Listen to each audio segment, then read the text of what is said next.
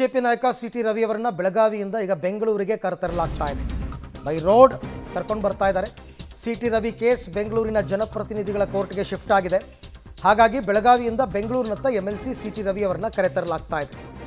ರಸ್ತೆ ಮಾರ್ಗವಾಗಿ ಬೆಂಗಳೂರಿಗೆ ಸಿಟಿ ರವಿ ಅವರನ್ನ ಪೊಲೀಸರು ಕರೆತರ್ತಾ ಇದ್ದಾರೆ. ಸಿಟಿ ರವಿ ಕೇಸ್ ಬೆಂಗಳೂರಿನ ಜನಪ್ರತಿನಿಧಿಗಳ ಕೋರ್ಟ್ಗೆ ಶಿಫ್ಟ್ ಆಗಿರುವ ಹಿನ್ನೆಲೆಯಲ್ಲಿ ದೃಶ್ಯದಲ್ಲಿ ತಾವೀಗ ಗಮನಿಸ್ತಾ ಇದ್ದೀರಾ, ಬೆಳಗಾವಿಯಿಂದ ಅವರು ಬೆಂಗಳೂರಿಗೆ ಬರ್ತಾ ಇರತಕ್ಕಂಥದ್ದು.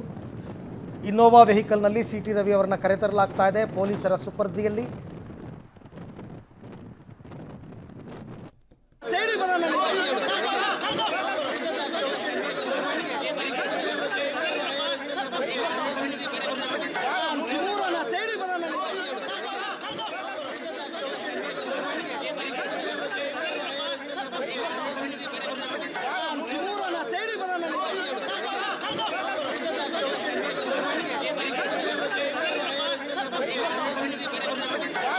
ಸರ್ವಾಧಿಕಾರ ಕೊನೆಯಾಗಲೇಬೇಕು.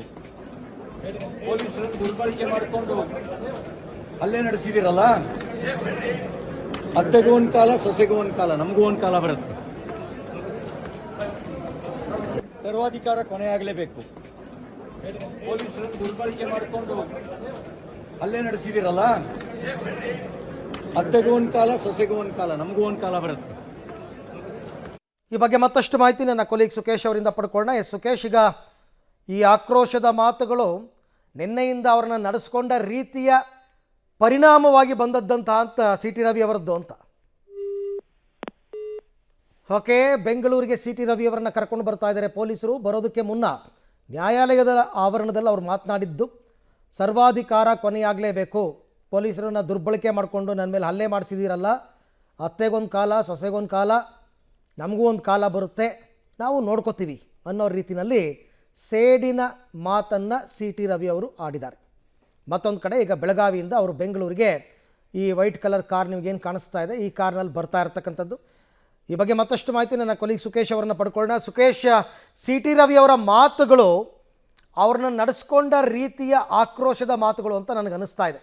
ಖಂಡಿತ ಹೌದು. ಯಾಕಂದ್ರೆ ಅವರ ನಡೆಸ್ಕೊಂಡ ರೀತಿಯ ವಿಚಾರ ಸಾಕಷ್ಟು ಆಕ್ರೋಶ, ಸತ್ಯಮೇವ ಜಯತೆ, ನಮಗೆ ನ್ಯಾಯದಲ್ಲಿ ನ್ಯಾಯ ಸಿಗುತ್ತೆ ಅನ್ನುವಂತ ಮಾತನ್ನ ಅವರ ಹೇಳಿರುವಂತದ್ದು. ಈಗ ಅವ್ರನ್ನ ಕರೆದುಕೊಂಡು ಬೆಳಗಾವಿಯಿಂದ ಬೆಂಗಳೂರಿನ ಕಡೆಗೆ ಹೋಗ್ತಾ ಇದ್ದಾರೆ. ಅಂದ್ರೆ ಕ್ಲೋಸ್ ಅಪ್ ನಲ್ಲಿ ಕೂಡ ಈಗ ಅವರ ಒಂದು ವಿಜುವಲ್ ಸಿಕ್ಕಿರುವಂತದ್ದು ಕೂಡ, ಅಂದ್ರೆ ಸುಮಾರು ಸೆಕ್ಯೂರಿಟಿಯನ್ನು ಕೂಡ ಮಾಡ್ಕೊಂಡಿದ್ದಾರೆ. ಮತ್ತೆ ಅಷ್ಟು ವೇಗವಾಗಿ ಕೂಡ ಅವ್ರನ್ನ ಬೆಂಗಳೂರಿನ ಕಡೆ ಕರ್ಕೊಂಡು ಹೋಗ್ತಾ ಇದ್ದಾರೆ. ನಾವೀಗ ಬಹುತೇಕ ಕಿತ್ತೂರಿನ ಸಮೀಪಕ್ಕೆ ಬರ್ತಾ ಇದೀವಿ ಕೂಡ, ಅಲ್ಲಿ ಹೋಗ್ತಾ ಇರುವಂತ ದೃಶ್ಯ ಕೂಡ ಕಾಣ್ತಾ ಇರುವಂತದ್ದು. ಹಾಗಾಗಿ ಎಲ್ಲೊಂದ್ ಕಡೆ ಪೊಲೀಸರು ಕೂಡ ಅಂದ್ರೆ ಬೇರೊಂದು ದಿಕ್ಕನ್ನ ಬದಲಿಸುವಂತ ಪ್ರಯತ್ನಕ್ಕೆ ಒಂದೆರಡು ಬಾರಿ ಮುಂದಾದ್ರೂ ಕೂಡ ಅದು ಸಾಧ್ಯ ಆಗ್ಲಿಲ್ಲ. ಆದ್ರೂ ಕೂಡ ಈಗ ದೃಶ್ಯ ನೋಡ್ತಾ ಇರುವಂತೆ ಅವ್ರನ್ನ ಬೆಂಗಳೂರಿನ ಕಡೆ ಕರೆದುಕೊಂಡು ಹೋಗುವ ಕಿತ್ತೂರು ಸಮೀಪದಲ್ಲಿ ಕಾರ್ ಹೋಗ್ತಾ ಇದೆ. ಇಬ್ಬರು ಪೊಲೀಸ್ ಅಧಿಕಾರಿಗಳು ಅಕ್ಕಪಕ್ಕದಲ್ಲಿ ಕೂತಿದ್ದಾರೆ. ಆ ನಂತರದಲ್ಲಿ ಮಧ್ಯದಲ್ಲಿ ಕೂತಿರುವಂತ ಸಿಟಿ ರವಿ ಅವರು ಈಗ ನಿದ್ರೆಗೆ ಜಾರಿರುವಂತ ದೃಶ್ಯ ಕೂಡ ನಮ್ಗೆ ಕಾಣಿಸ್ತಾ ಇದೆ. ಹಾಗಾಗಿ ಆದಷ್ಟು ಬೇಗ ಅವ್ರನ್ನ ಅಂದ್ರೆ ನ್ಯಾಯಾಧೀಶರ ಮುಂದೆ ಹಾಜರುಪಡಿಸಬೇಕು. ಯಾಕಂದ್ರೆ ಏನು ನ್ಯಾಯಾಧೀಶರು ಕೊಟ್ಟಂತ ಮಾತು ಏನಿತ್ತು ಅಂದ್ರೆ ತೀರ್ಪಿನ ಸಂದರ್ಭದಲ್ಲಿ ಮಾತೇನಿತ್ತು, ಟ್ರಾವೆಲ್ ಟೈಮಿಂಗ್ ಅನ್ನು ಹೊರತುಪಡಿಸಿ ಆದಷ್ಟು ಬೇಗ ಅವ್ರನ್ನ ಹಾಜರುಪಡಿಸಬೇಕು ಜನಪ್ರತಿನಿಧಿಗಳ ನ್ಯಾಯಾಲಯದ ಮುಂದೆ ಅನ್ನುವಂಥದ್ದು. ಆ ನಿಟ್ಟಿನಲ್ಲಿ ಈಗ ಕರ್ಕೊಂಡು ಹೋಗ್ತಾ ಇರುವಂತದ್ದು ನಮ್ಗೆ ಕಾಣಿಸ್ತಾ ಇರುವಂತದ್ದು ಕೂಡ. ಈ ಕೋರ್ಟ್ ಹಾಲ್ನಲ್ಲೇ ಇಷ್ಟ ತನಕ ಇದ್ರಲ್ಲ ಸುಕೇಶ್, ಅವರೆಲ್ಲರೂ ಕೂಡ ಊಟ ಗೀಟ ಎಲ್ಲ ಆಗಿದೆಯಾ, ಅದಕ್ಕೋಸ್ಕರ ನಿಲ್ಲಿಸುವ ರಿಸ್ಕ್ ಅನ್ನ ತಗೋತಾರ ಹೇಗೆ ಅಂತ ಒಟ್ಟಾರೆ ಇವಾಗ ಗೊತ್ತಿಲ್ಲ. ಅವರೇನು ಊಟ ಗೀಟ ಎಲ್ಲ ಮಾಡಿದಾರಾ ಇಲ್ವಾ, ಅದಕ್ಕೋಸ್ಕರ ನಿಲ್ಲಿಸ್ತಾರ, ಏನೇ ಆದರೂ ಆದಷ್ಟು ಬೇಗ ಅಂತ ಹೇಳಿದ್ದಾರೆ. ಮಧ್ಯ ಮಾರ್ಗದಲ್ಲಿ ನಿಲ್ಲಿಸುವಂತಹ ರಿಸ್ಕನ್ನು ಅವ್ರು ತಗೊಳ್ಳೋದು ಇಲ್ಲ ಅಂತ ಅನಿಸುತ್ತೆ. ಬೆಳಗಾವಿಯಿಂದ ಬೆಂಗಳೂರು ರೀಚ್ ಆಗೋ ತನಕನೂ ಕೂಡ ಅವರು ಬರ್ತಾರೆ, ಜೊತೆಗೆ ಬರ್ತಾ ಇದ್ದಾರೆ. ಪೊಲೀಸ್ ಅಧಿಕಾರಿಗಳ ಸಮ್ಮುಖದ ಅವರ ಸುಪರ್ದಿಯಲ್ಲೇ ಅವರು ಕೂಡ ಸಿಟಿ ರವಿ ಇದ್ದಾರೆ. ಆಮೇಲೆ ಸಿಟಿ ರವಿ ನೆನ್ನೆ ರಾತ್ರಿ ಎಲ್ಲ ನಿದ್ದೆ ಮಾಡೋಕ್ಕೆ ಬಿಟ್ಟಿಲ್ಲ. ಹಾಗಾಗಿ ಅವರು ಈ ಜರ್ನಿನಲ್ಲೇ ನಿದ್ದೆ ಮಾಡ್ಕೋಬೇಕಷ್ಟೆ.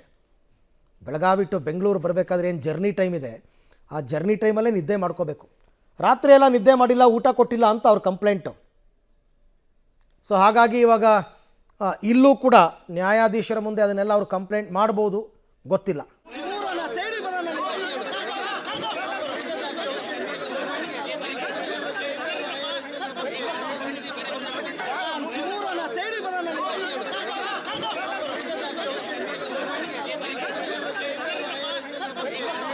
ಸರ್ವಾಧಿಕಾರ ಕೊನೆಯಾಗಲೇಬೇಕು.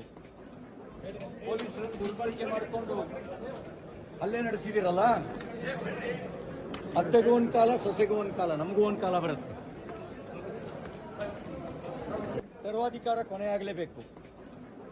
ಪೊಲೀಸರನ್ನು ದುರ್ಬಳಕೆ ಮಾಡಿಕೊಂಡು ಹಲ್ಲೆ ನಡೆಸಿದಿರಲ್ಲ, ಅತ್ತೆಗೂ ಒಂದ್ ಕಾಲ ಸೊಸೆಗೂ ಒಂದ್ ಕಾಲ, ನಮಗೂ ಒಂದ್ ಕಾಲ ಬರುತ್ತೆ.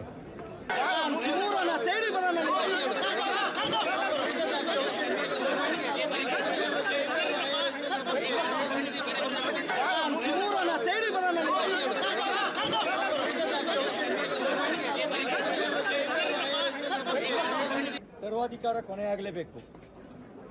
ಪೊಲೀಸರನ್ನು ದುರ್ಬಳಕೆ ಮಾಡಿಕೊಂಡು ಹಲ್ಲೆ ನಡೆಸಿದಿರಲ್ಲ,